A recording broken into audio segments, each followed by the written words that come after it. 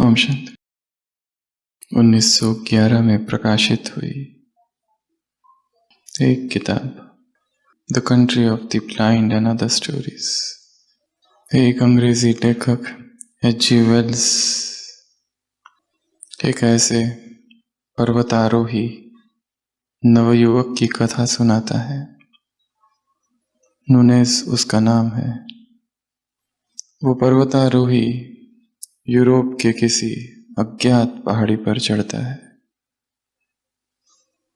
और वहां से फिसल जाता है और फिसल कर एक ऐसे गांव में पहुंचता है, एक ऐसी दुनिया में पहुंचता है जिसका नाम केवल उसने किताबों में पढ़ा था, the country of the blind.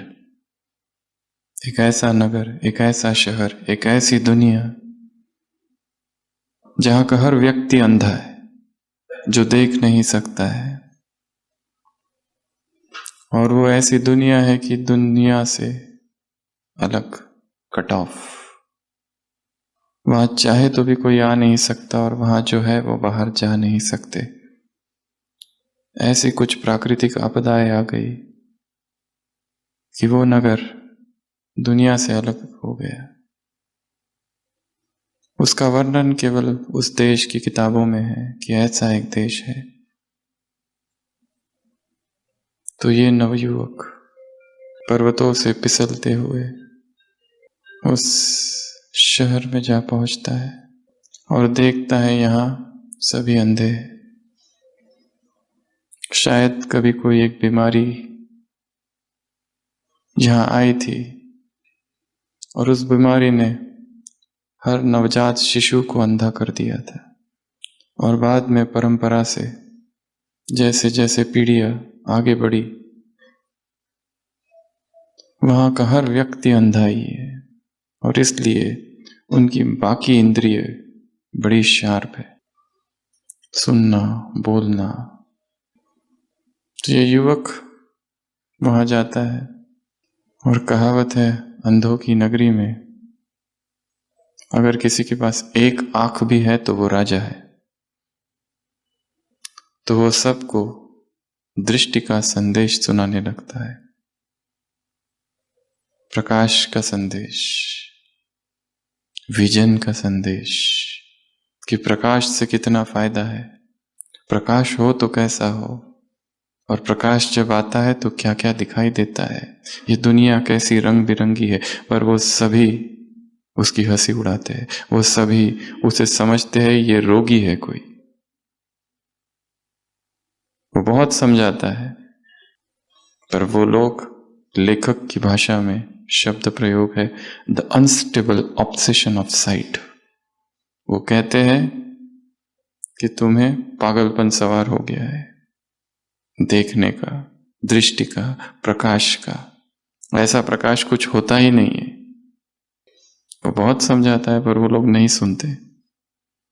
देखता है अजीबो गरीब घर है वहां के, कोई खिड़कियां नहीं, कोई दरवाजे नहीं, अजीब लोग हैं वहां के, इनकी संस्कृति भिन्न है। समझा समझा के वो थक जाता है। आखिर धीरे धीरे वो भी उनकी परंपरा में ढलने लगता है, वहीं पर काम करने लगता है। और जहां काम करता है उसकी जो बेटी होती है उसी से उसे प्रेम हो जाता है, मेदिना नाम है उसका। और फिर वो विवाह प्रस्ताव रखता है, परंतु सारे गांव वाले एकत्र होते हैं और कहते हैं ये जो युवक है ये, इसमें विकृति है, इसके पास आंखें हैं, हमारे समाज में ये स्वीकार्य नहीं है। डॉक्टर को बुलाया जाता है। डॉक्टर कहता है इसका एक ही इलाज है, इसका ऑपरेशन करके इसकी आंखें निकाल दी जाए, तब कहीं ये ठीक हो सकता है। उसे सच्चा प्रेम है, वो भी मान जाता है। ऑपरेशन सुबह होने वाला है, पर कहानी में दिखाया है कि ये नूनेस या न्यूएस उसका नाम है, रातों रात भाग जाता है वहां से। जाने का कोई मार्ग नहीं पर दिखाया है, वो भाग जाता है और फिर वापस लौटकर कभी नहीं आता। दुनिया भर में ऐसी ढेर किताबें लिखी हुई है, व्यक्तियों ने कल्पनाएं की है एक नए जगत की, एक नई दुनिया की, ऐसी दुनिया जो इस दुनिया से अलग हो, अजीबोगरीब बातें वहां हो। वैसी एक दूसरी कहानी है एलिस इन वंडरलैंड की। छोटी सी एलिस एक स्वप्न लोक में, एक परी लोक में पहुंच जाती है। वहां सब कुछ अलग है, भिन्न है। वहां की रानी, वहां के लोग, वहां पर जानवर बातें करते हैं। इतना सब कुछ अलग अलग है वहां पर। ये कहानियां, ये किस्से, ये किताबें, ये लोगों ने लिखी है। जरूर हर एक के मन में उस दुनिया का कोई एक स्वप्न चित्र है। किसी ने इसे यूटोपिया कहा, किसी ने ड्रीम लैंड, किसी ने फेरी लैंड, किसी ने फेरी वर्ल्ड, किसी ने शैंग्री ला, किसी ने एडन, किसी ने पैराडाइज, किसी ने world of honey and milk, किसी ने नेवर नेवर लैंड, किसी ने पाई इन द हेवन। स्वर्ग के कितने सारे नाम विश्व भर के इतिहास में, साहित्य में, लिटरेचर में है। एक ऐसी दुनिया जहां सब कुछ परफेक्ट हो, उसको यूटोपिया नाम दिया गया है। और कई लोगों ने फिक्शन वर्ल्ड, शायद हो या ना हो पता नहीं, पर ऐसी दुनिया है जो इस दुनिया से अलग है, जहां कोई गंदगी नहीं है, जहां कोई राजनीति नहीं है, वहां सब कुछ अलग हो, एकदम भिन्न हो। भगवान जब धरती पर आता है तो वो भी एक सृष्टि की स्थापना करता है, एक नई दुनिया की स्थापना करता है। और आज सुबह की अव्यक्त वाणी, उस सृष्टि को उसने एक नाम दिया है। कौन सा? कौन सा नाम है? श्रेष्ठ स्थिति की सृष्टि। एक नई दुनिया, एक ऐसी दुनिया जिसके बारे में किसी ने कभी सुना ही नहीं। श्रेष्ठ स्थिति की सृष्टि। सारी मुरली का केंद्र बिंदु है यह एक शब्द, श्रेष्ठ स्थिति की सृष्टि। एक दुनिया, वो दुनिया कैसी होगी, वो दुनिया क्या होगी, वो दुनिया कब होगी, वो दुनिया क्या करने से आएगी, वो दुनिया कहाँ होगी, उस दुनिया की भाषा क्या होगी, उस दुनिया के लोग कैसे होंगे, वो दुनिया के लोग क्या करते होंगे, क्या संस्कृति, कैसी परंपराएं होगी, वाणी कैसी होगी, इन सब की चर्चा आज की मुरली में। तो दुनिया का नाम क्या है? श्रेष्ठ स्थिति की सृष्टि। और ऐसी सृष्टि, ऐसी दुनिया हमें स्थापित करनी है। कहां पर? अंदर। ये दुनिया बाहर की दुनिया नहीं है। ये दुनिया कहां की है? विद इन, अंदर की। छोटी ऐसी एलिस है, दिखाया वो मैड हैटर की पार्टी में जाती है, नाश्ता करती है और कहती है कि जैम कहां पर है। वहां का जो होस्ट है वो कहता है यहां पर जैम जो है ना, हमारी दुनिया में बीता हुआ कल जो है और आने वाला कल जो है उसमें मिलता है, एक एक दिन छोड़ के, रोज नहीं मिलता है। तो वो कहती है फिर वो एक दिन छोड़ के वाला दिन कब आएगा? वो कहता है वो आएगा, पर वो आज नहीं है। आज छोड़ के वो हमेशा है, अर्थात वो कभी आएगा ही नहीं। वो कहती है कैसी दुनिया है तुम्हारी? वो कहते हैं हमारी दुनिया ऐसी ही है, अजीबोगरीब। सुबह से एलिस पहुंची है, भाग रही है, उसे भूख लगी है, देख रही है झाड़ के पास रानी थाल लेकर खड़ी हुई है मिठाइयों के। वो भागती है, वो भागती है, वो भागती है, बहुत प्यासी है इस दुनिया से, मनुष्य लोक से उस परिलोक में पहुंची है। बहुत प्यासी है, बहुत भूखी है और दिखाई दे रहा है। वो भागती है, भागती है, भागते भागते दोपहर हो जाती है, परंतु अंतर उतना के उतना ही है। वो कहती है क्या हो रहा है मुझे? वो रानी कहती है क्योंकि तुम धीरे भाग रही हो, तेज भागो।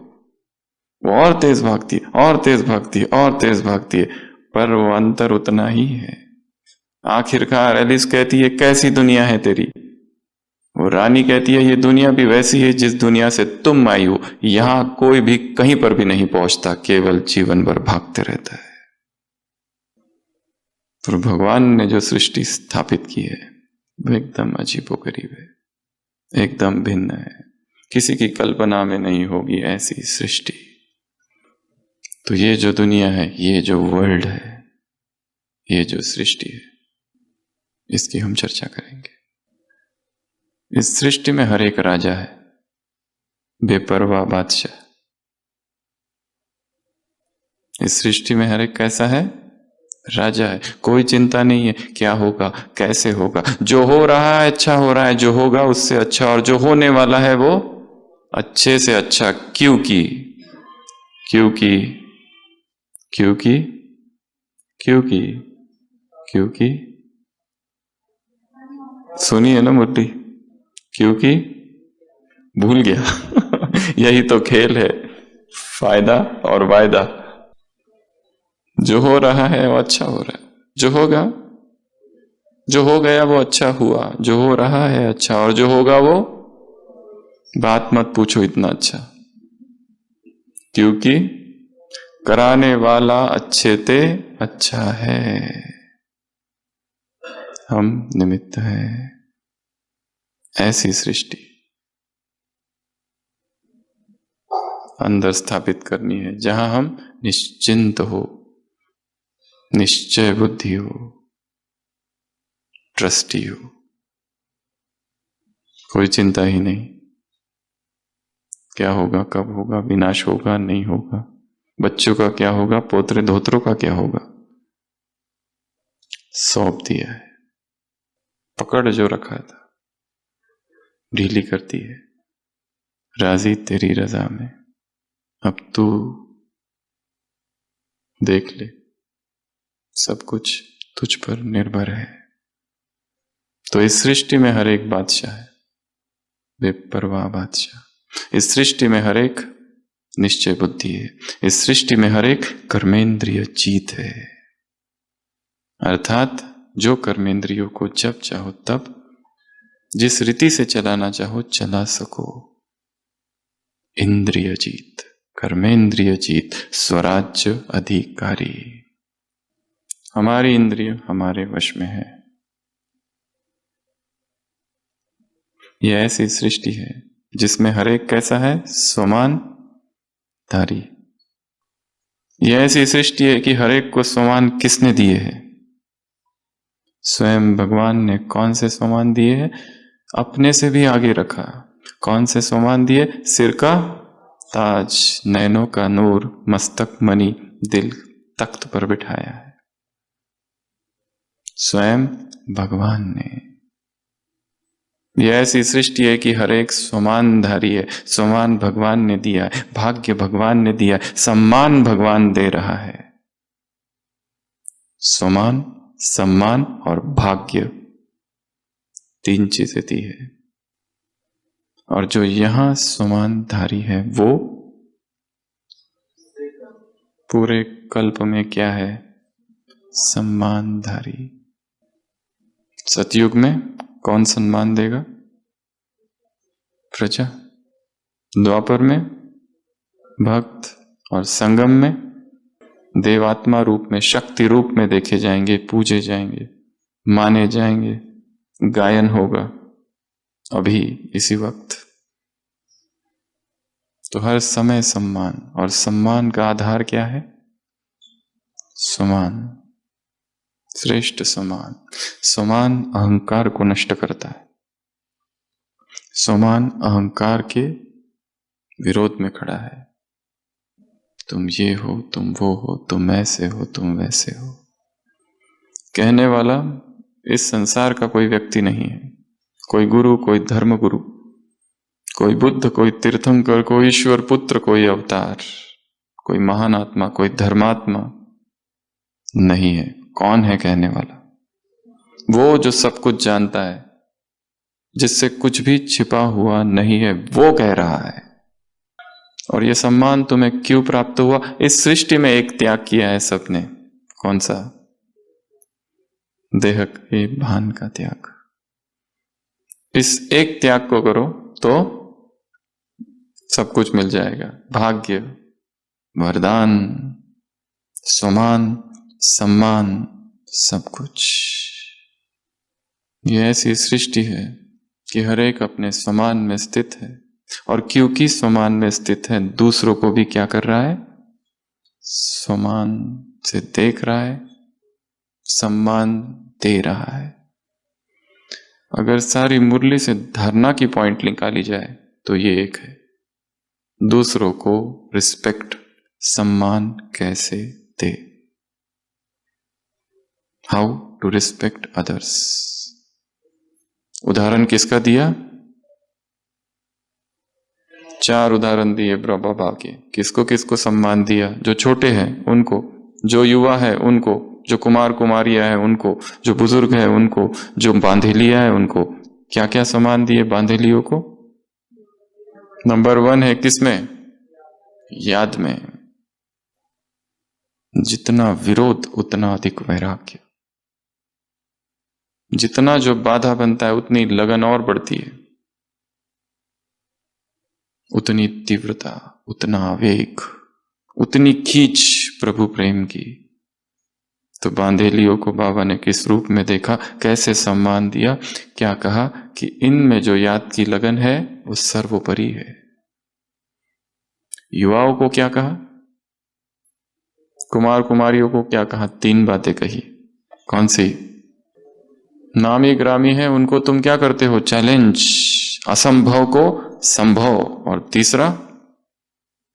तीसरा महान आत्माओं को क्या करते हो? झुकाते हो। तुम नहीं झुकाते, वो अपने आप झुक जाते हैं। बड़े बड़े काम है। संसार जिन युवाओं को विनाशकारी कहता है, वो यहां क्या हो गए? कंस्ट्रक्टिव। संसार जिसे डिस्ट्रक्टिव कहता है, निर्माणधारी। युवाओं को सम्मान, बुजुर्गों को क्या सम्मान दिया? अनुभवी है। कई मुरलियां ऐसी है कि अभी भी बाबा कुमारों से मिल रहे, तुम कुमार हो, तुम ऐसे हो, तुम वैसे हो, निर्बंधन हो, उल्टी सीढ़ी चढ़ने से बच गए। कुमारियों से बाबा बात कर रहे, नौकरी की टोकरी नहीं उठानी पड़ी तुमको, तुम ऐसे हो, तुम वैसे हो। और थोड़ी देर में उसी मुरली में बाबा युगलों से बात कर रहे, और थोड़ी देर में अधर कुमारों से बात किया। अच्छा किया, अनुभवी हो। माताओं से बात कर रहे अच्छा है, सब हो गया अनुभव करके, अब कोई आकर्षण नहीं रहा। पर उलट पुलट मत कर देना तो गड़बड़ हो जाएगी फिर। हरेक को उठाया, हरेक को। कहां दादियों से बातें, कुमारों से, कुमारियों से, माताओं से, अधर कुमारों से, बच्चों से। चाहे तुम भूल जाओ पर बाप तुम्हें गुड मॉर्निंग और गुड नाइट करना नहीं भूलते। बच्चों से मुलाकात, सुबह उठ के ही बाबा से गुड मॉर्निंग करो। बच्चों के साथ वो बच्चा बन जाता है। बच्चों को कौन सा सम्मान दिया? विश्व कल्याण, होवनहार, विश्व कल्याणकारी स्नेह, सभी को सम्मान। ये बहुत बड़ी उपलब्धि है और पुरुषार्थ भी। सबको सम्मान देना, सबको, चाहे कोई कैसा भी हो। क्यों सम्मान देना है सबको? क्योंकि हम कौन है इस सृष्टि के, हम कौन है? कौन है? मुरली पढ़ी कि नहीं पढ़ी? तना। ब्राह्मण कौन है? सभी धर्म की शाखाओं का तना है। हमसे सब कुछ है, क्योंकि ये वसुधैव कुटुंबकम, ये मेरा परिवार है और मेरे कुटुंब का हर सदस्य मुझे प्रिय है। अपनी डायरी में इसे नोट करके रखना। ये मेरा कुटुंब है, इस कुटुंब का हर सदस्य मुझे प्रिय है। क्यों प्रिय है? क्यों प्रिय है? क्योंकि ये प्रभु परिवार है और बाप को ये परिवार पसंद है, इसलिए।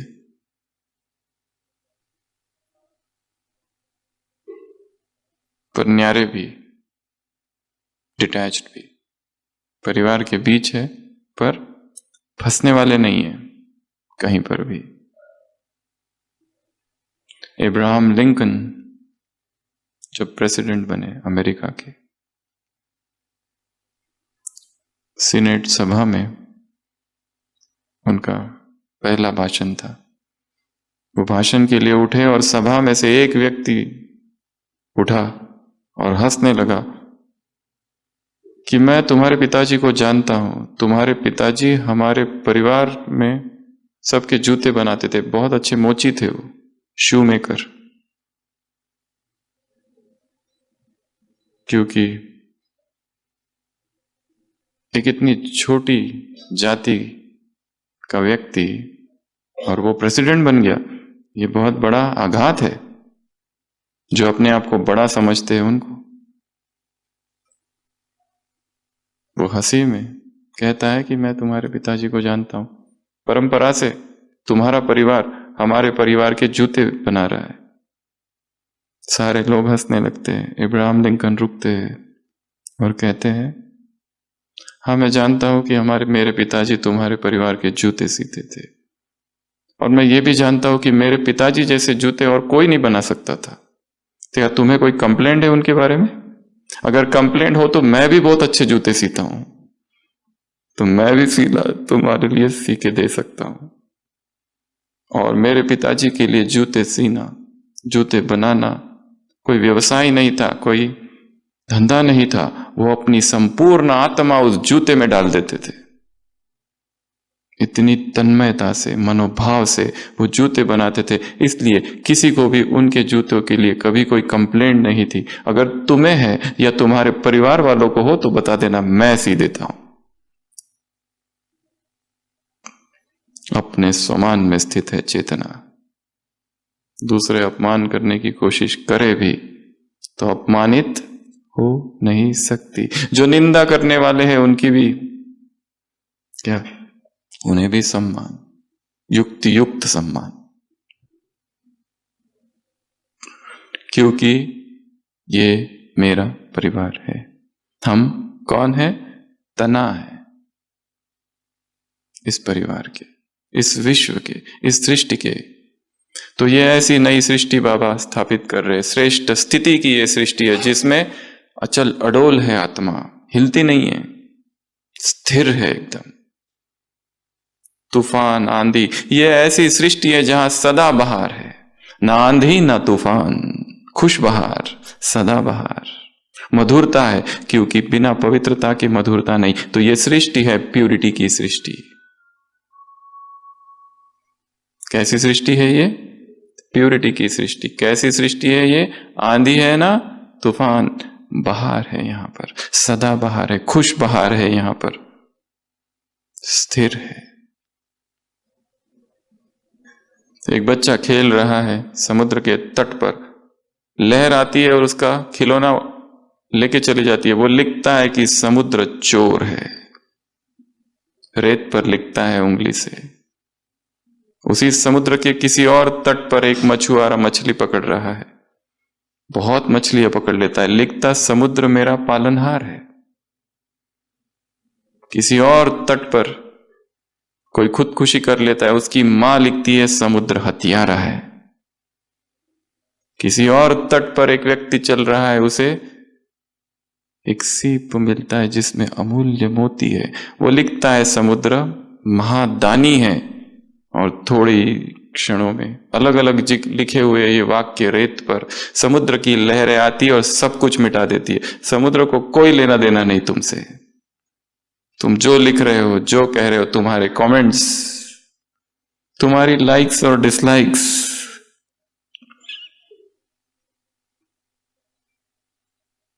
कोई लेना देना नहीं। वो अपनी मस्ती में है। इस सृष्टि में हर आत्मा चलड़ोल है। तारीफ करो, निंदा करो, जो दे उसका हो भला, जो ना दे उसका बहुत ज्यादा भला। समुद्र बन जाओ। बाप समान शिक्षक, टीचर्स, साथी शिक्षक, टीचर्स से मुलाकात, वायदा। हमेशा बाबा कहते हैं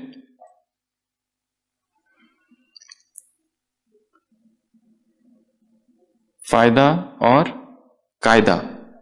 आज क्या कहा? फायदा और फायदा।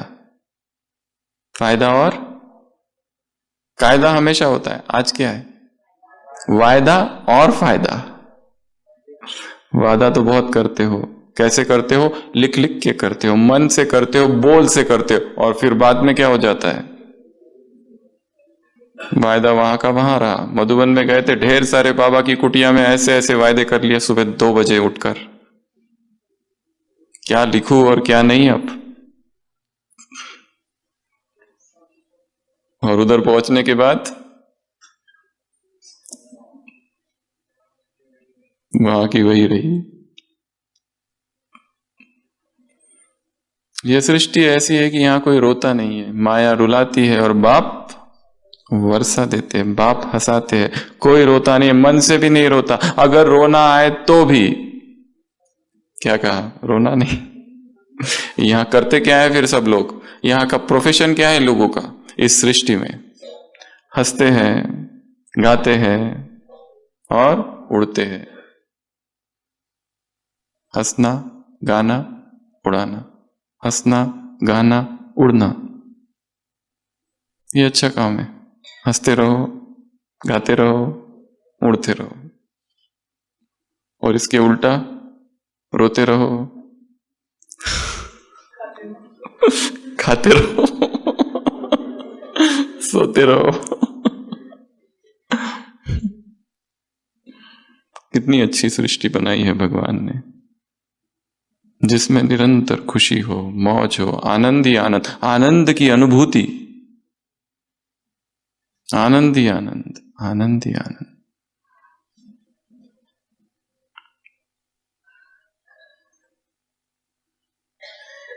इस सृष्टि में क्या कुछ है? त्याग है, समान सम्मान, मिठाइयां है, सब कुछ है। ऐसी एक सृष्टि अंदर स्थापित करनी है यहां। और सबसे बड़ी बात इस सृष्टि की, इस सृष्टि में संसार कौन है तुम्हारा? एक बाप ही संसार है। इस संसार के बाहर और कोई संसार ही नहीं। मछली के लिए संसार क्या है? समुद्र। अगर समुद्र से मछली को बाहर रख दिया जाए तो क्या होता है? तड़पती है, तड़प तड़प कर मर जाती है। वैसे हमारा संसार, हमारी दुनिया बाप। और दुनिया में कौन सी चीजें होती है? वस्तु होती है, व्यक्ति होता है, संबंध होता है, और क्या होता है दुनिया में? क्या क्या होता है? पदार्थ, वस्तु, व्यक्ति, ये सब होता है। ये सब कुछ उसमें देखे, ये सब कुछ उस एक में अनुभव हो। और ये काम कब करना है? अमृत वेला। उस ज्योति बिंदु को देखते रहना, उसमें सब कुछ दिखाई दे, अनुभव हो। स्थिर कर देना आंखों को उस बिंदु पर, और उसी में सब कुछ दिखाई दे। ज्ञान, गुण, शक्तियां, पवित्रता, स्नेह, शक्ति, सब सब सब उसी से आ रहा है। सुख, शांति, सारे खजाने, सारी प्राप्तियां, सब कुछ उसमें है। विनाशी देह, तन, मन, धन। कोई कहे कि मेरे पास धन बहुत है, ऐसा हो नहीं सकता यहां पर इस सृष्टि में, क्योंकि सब कुछ सौंप दिया है, दे दिया है। चलाने वाला चला रहा है, कराने वाला करा रहा है। इस वाक्य को याद रखना है और रोज अमृत वेले रिपीट करना है। कौन सा वाक्य? सभी कहेंगे, चलाने वाला चला रहा है, कराने वाला करा रहा है। हम कुछ भी नहीं कर रहे हैं, हम तो बैठे हैं। टीचर्स की क्लास थी दादी जानकी की। दादी ने पूछा था टीचर्स बहनों से, क्या बनना चाहती हो? सेवाधारी, निमित्त या कठपुतली? सेवाधारी, हम सेवा पर है। पर कौन सेवा पर है? मैं। दूसरा, बाबा ने निमित्त बनाया है, पर मुझे निमित्त बनाया। और तीसरा, वो मैं ही गिर गया, अब हम कुछ है ही नहीं, रस्सियां ऊपर लगी हुई है, बोलरी कठपुतली। यहां तो ऐसे भी हुआ तो किसने किया? उसने। नीचे गया तो नीचे, ऊपर गया तो ऊपर। निमित्त, ट्रस्टी, समर्पण। इस सृष्टि में हर आत्मा समर्पणमयी अवस्था में है, अर्पणमयी अवस्था में है, सौंप दिया है। और क्या कहा बाबा ने इस सृष्टि में? और क्या क्या है? बहुत सारी चीजें। और सबने सुनी है मुरली, पढ़ी भी होगी। केवल सुनने से कुछ नहीं होगा। आंखें मुरली को पढ़े, देखे शब्दों को, उन शब्दों में कुछ है। क्योंकि वो जो शब्द है वो इस संसार के नहीं है, बोलने वाला किसी दूसरे जगत से आ रहा है। ये भी कहा बाबा ने, मैं चाहता तो भेज सकता था, याद प्यार जाओ, पर मैं खुद आता हूं।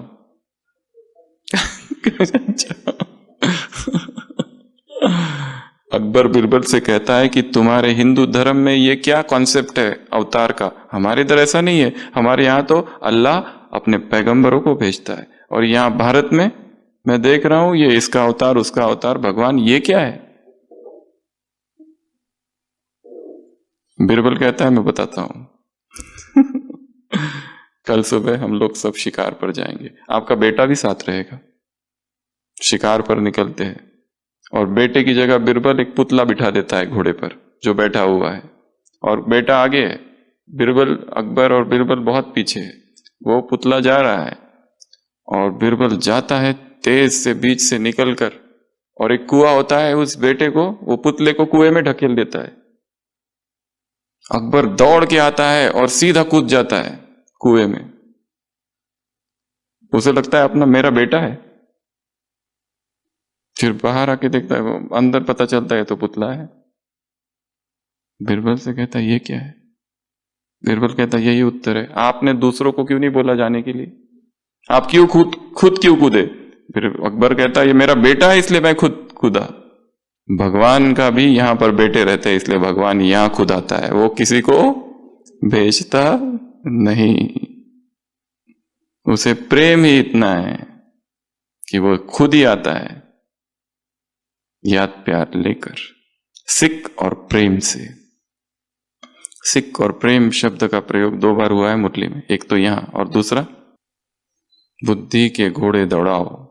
क्या सुना था और क्या पढ़ा था, और कहां हुआ है? सिक और प्रेम, एक तो याद प्यार और दूसरा भगत तुम्हें कैसे याद करते हैं? संगम पर सिक और प्रेम से याद करते हैं शक्ति रूप को तुम्हारे। तो इस सृष्टि में भगवान स्वयं अवतरित होते हैं। कौन सी सृष्टि की बातें चल रही है? श्रेष्ठ स्थिति की सृष्टि। इस सृष्टि में भगवान का अवतरण है, खुद ही लेकर आया है संदेश, खुद ही अपने बारे में बता रहा है। हमें तो ये भी नहीं पता था उसको याद कैसे किया जाए, उसको ढूंढा कैसे जाए, उसे समझा कैसे जाए। खुद ही सिखाता है, मैं ये हूं, मैं ऐसा हूं, अब मुझे ऐसे याद करो। जैसे छोटे बच्चे को कैसे सिखाया जाता है, मैं तुम्हारा पापा हूं, मैं तुम्हारी मम्मी हूं। और क्या है इस सृष्टि में? जैसे ब्रह्मा बाप को फॉलो करो। क्या कहा उसने अपने आप को? मैं क्या हूं? सर्वेंट, सबका सेवाधारी। Follow father Brahma. फॉलोअर्स भी 3 प्रकार के होते हैं। कौन कौन से? एक होता है फॉलोअर, एक होता है फॉलोअर का फॉलोअर, और तीसरा होता है फॉलोअर के फॉलोअर का फॉलोअर। एक वो जिसने फॉलो किया, दूसरे जो उसको फॉलो कर रहा है, और तीसरे फॉलोअर के फॉलोअर। 3 मछलियां हैं, एक बुद्धि, एक अर्ध बुद्धि, एक अबुद्धि। एक ही तालाब में आनंद से रहती है। मछुआरा आया एक दिन, जान तीनों की संकट में है। बुद्धि जो होती है वो एक युक्ति रचती है, सीधा कूद कर तालाब से उस मछुआरे के चरणों में जा गिरती है। मछुआरे को आश्चर्य, मछली खुद आ गई। पर उठा के देखता तो वो मछली ने शायद प्राणायाम साध लिया है, सांस ही बंद कर ली अपनी। कुंभक योगा एक्सपर्ट होगी। मछुआरे ने उठाया, अरे तो मरी हुई मछली है, फेंक दिया। जो अर्ध बुद्धि थी उसे लगा ये युक्ति तो बहुत अच्छी है, ये तो बच गई, मैं भी ऐसी ही करती हूं। वो भी जाके कूद कर, पर उसे ये नहीं पता था कि उसने अंदर क्या किया था। उसने श्वास रोक दी थी, ये उसने देखा ही नहीं। उसने केवल बाहर की क्रिया देखी, फॉलो तो किया पर बाहर बाहर से फॉलो किया, अंदर क्या उसने किया पता नहीं, अंदर को देखा ही नहीं उसने।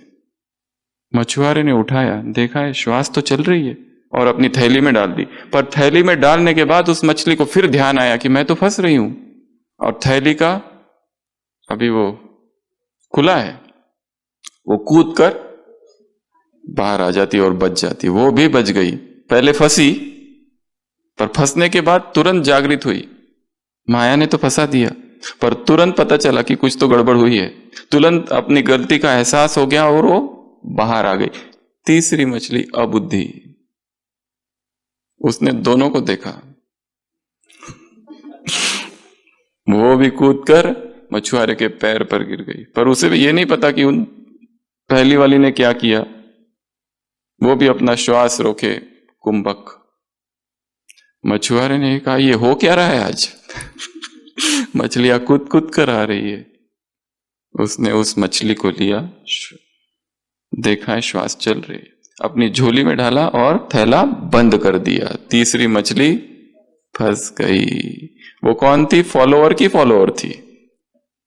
फॉलो तो किया पर ऊपर ऊपर से अंदर क्या ब्रह्मा कर रहा है वो पता नहीं, केवल उसकी क्रियाओं को देख रहे, उसकी भीतर की स्थिति क्या थी वो देखा ही नहीं। ये सम्मान ऊपर से दे रहा है पर अंदर कोई कामना नहीं थी कि मैं सम्मान दूं तो मुझे भी सम्मान मिले, मैं सम्मान दूं तो मेरा कहीं नाम हो जाए। हम भी सम्मान दे रहे, परंतु सम्मान किस भाव से दे रहे कि मैं इनको सम्मान दूं तो सब देखे मुझे कि देखो मैं कितना महान हूं, छोटों को भी सम्मान देता हूं। सम्मान का दिखावा, सम्मान का आडंबर, अर्थात अबुद्धि। फंसेंगे, किस में फंसेंगे? किसी ना किसी माया के रूप में। फिर वो दिखावे की आदत हो जाएगी कि जो भी पुण्य कर्म करूं 4-5 लोग होने चाहिए देखने के लिए। अकेले में पुण्य कर्म मजा ही नहीं आता है। ऐसी जगह जाऊं जहां पर फोटो ऑप,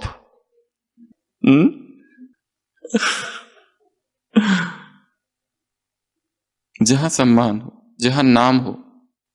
बिरला ने कितने मंदिर बनाए हैं।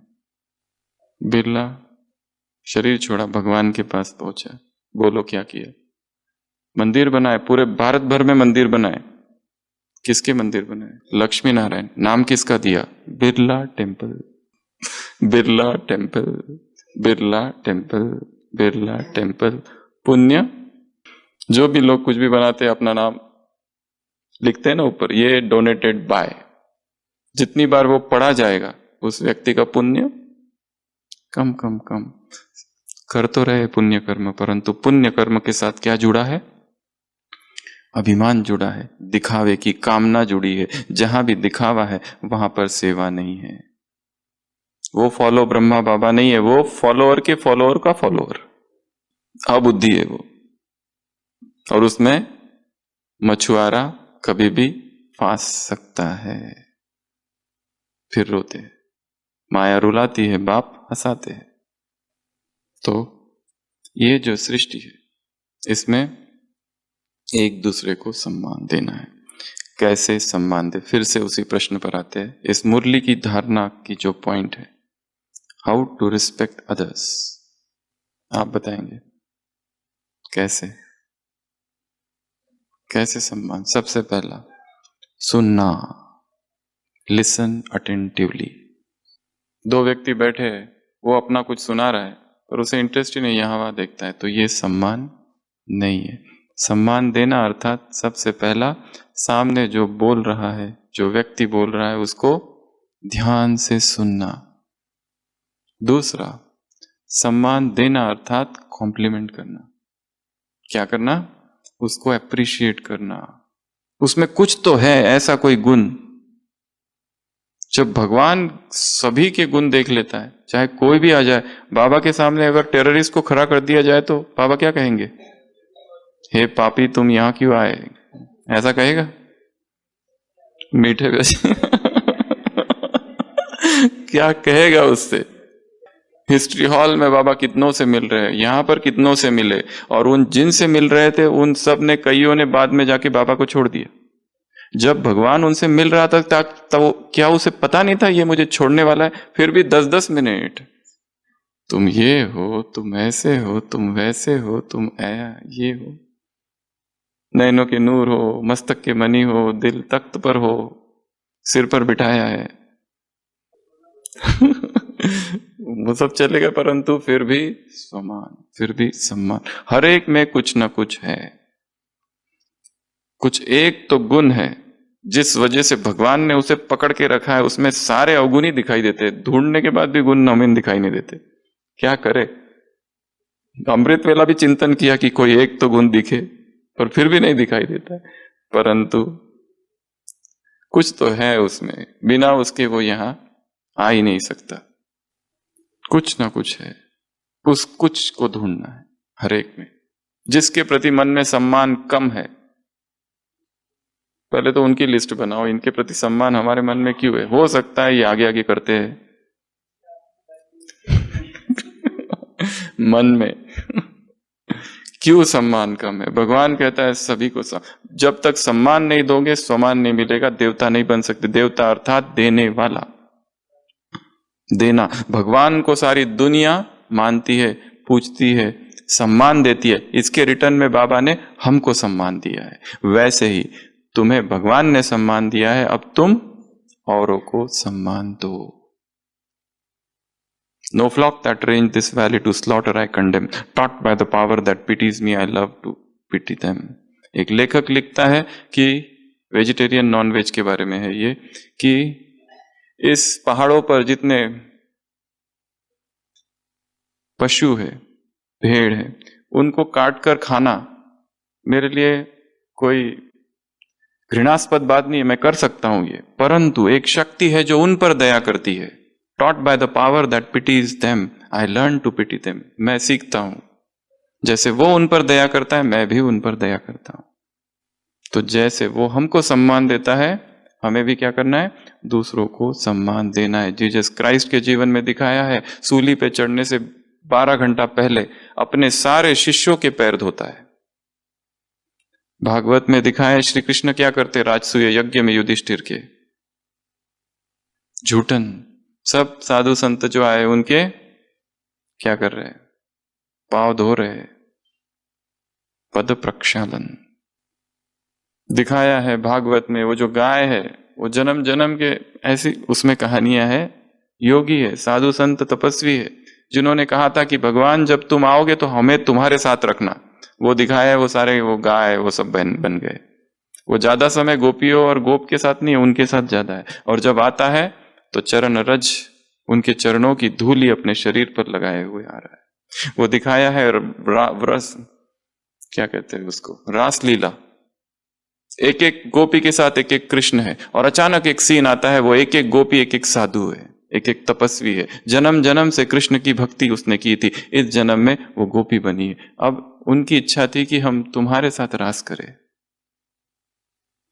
गोपियों का गोपी वल्लभ अब आया है। हम सब कौन है? गोपियां। तो गोपियों का एक ही संसार है, उसी में सब कुछ है, कुछ आकर्षित नहीं करता। विनाशी प्राप्ति, विनाशी देह। बाबा ने कहा क्या प्रिय है, देह या देहभान? अगर देहभान में आ भी जाते हो तो फिर लगता है कुछ गलत हो रहा है, और फिर देही बनते हो। तो ये सृष्टि में हर एक देही अभिमानी, इस सृष्टि में हर एक ट्रस्टी है, इस सृष्टि में हर एक मास्टर रचयिता है, इस सृष्टि में हर एक स्वमानधारी, इस सृष्टि में हर एक सम्मानधारी है, इस सृष्टि में हर एक फरिश्ता है जिनके ऊपर छत्र छाया बाप की है। स्लोगन, इस सृष्टि में कोई कुसंग नहीं है, इस सृष्टि में कोई अन्न दोष का संग नहीं है, इस सृष्टि में कोई वाणी का कुसंग नहीं है, इस सृष्टि में कोई कर्म का कुसंग नहीं है, इस सृष्टि में सभी पास विथ ऑनर है। कितनी सारी बातें हैं इस सृष्टि में, क्या वो सब हम में है? बार बार चेक करना है। तो सबसे पहली बात बताई, दूसरों को सम्मान देना, अर्थात क्या करना? सुनना। दूसरी बात कॉम्प्लीमेंट, उनको अप्रिशिएट करना।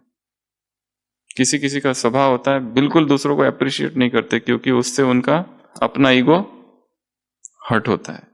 हम कैसे कहे कि तुमने बहुत अच्छी रंगोली निकाली है, कैसे कहे कि तुमने डांस बहुत अच्छा किया, गाया बहुत अच्छा, कैसे कहे कि ये सेवा तुमने बहुत अच्छी की, वो कहते ही अंदर से कुछ हिलने लगता है। या अगर दूसरे कहे तो ज्यादा प्रॉब्लम। और वो अगर वो हो जो जिसे हम अपना शत्रु मानते हैं और सारी दुनिया उसकी स्तुति कर रही है, फिर तो आग। कैसे शांत करे आग को? जो आता है उसकी तारीफ करता है। तीसरा, अगला, डिसअग्री रिस्पेक्टफुली। अगर हमको उनके विचारों से हमारा मतभेद है तो रिस्पेक्टफुली डिसएग्री करो, प्रेम पूर्वक। जरूरी नहीं है कि हर एक अलग अलग है, एक के विचार दूसरे माने, जबरदस्ती नहीं है, कंपलसरी नहीं है। परंतु जैसे महात्मा गांधी और सुभाष चंद्र बोस ने कहा है, महात्मा गांधी से मेरा मतभेद है पर मन में भेद नहीं है। मतभेद है, हमारे मार्ग अलग है, हमारा क्रांति का मार्ग है, उनका दूसरा मार्ग है। मतभेद तो बहुत है, परंतु मन एक ही है, लक्ष्य एक ही है, मुक्ति, स्वतंत्रता, लिबर्टी। तो मतभेद तो हो सकते हैं, परंतु मन भेद ना हो। और मतभेद ना हो ये ऐसा हो भी कैसा सकता है? होना ही चाहिए, हर चेतना अलग है। उसके बाद एम्पैथी, समझने की कोशिश करना दूसरों को, ये उसे सम्मान देना है। कई बार हमारे सम्मान देने की विधि शायद दूसरों को हर्ट करे, परंतु शायद उसी में उसका कल्याण है। यदि हम वो न करते तो शायद वो हमसे अटैच हो गया होता, उसमें उसके लिए वो रुकावट बनती। हम तो उड़ जाएंगे परंतु वो फंस जाएगा। उसके बाद में धन्यवाद, ग्रेटिट्यूड प्रकट करना उस आत्मा के लिए, मदद करना, सहयोग देना। ये सारी विधियां है किसकी? सम्मान देने की। ऐसे सम्मानधारी बच्चों को, ऐसे सम्मानधारी बच्चों को, ऐसे स्वराज्य अधिकारी बच्चों को, ट्रस्टी आत्माओं को, ऐसे मास्टर रचयिता आत्माओं को, ऐसे मास्टर सर्वशक्तिवान आत्माओं को, ऐसे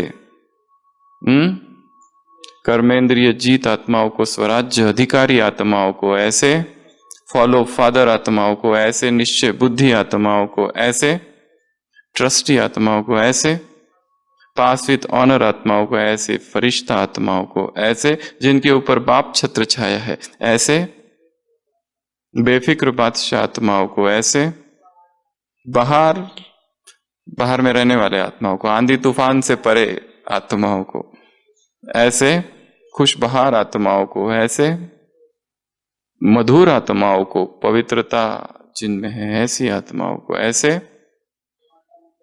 अन्न दोष से मुक्त, संग दोष से मुक्त, संकल्प दोष से मुक्त, माया के आकर्षण के संग से मुक्त और वाणी के संग से मुक्त, ऐसे होवनहार विश्व कल्याणकारी आत्माओं को, ऐसे याद में नंबर 1 बांधेलियों को, ऐसे महात्माओं को झुकाने वाले, असंभव को संभव करने वाले, ऐसे कायदे में फायदा, भूलता है तो क्यों भूलता है, सोचो। कायदा फायदा नहीं, कायदे की तो बात ही नहीं की आज, वायदा और फायदे की बात की है। जो प्रॉमिस किया है बाबा से उसको रिवाइज करते रहो, याद करते रहो। तो ऐसी आत्माओं को, और बहुत सारे सोमान है, केवल आज की नहीं, हर दिन की मुरलियों से निकालना है, उस पर काम करना है, होमवर्क करना है और अपने आप को मनन में बिजी रखना है। तो ऐसी आत्माओं को बाप दादा का याद प्यार, गुड नाइट और नमस्ते। हम रूहानी बच्चों की, रूहानी बाप दादा को याद प्यार, गुड नाइट और नमस्ते। ओम शांति।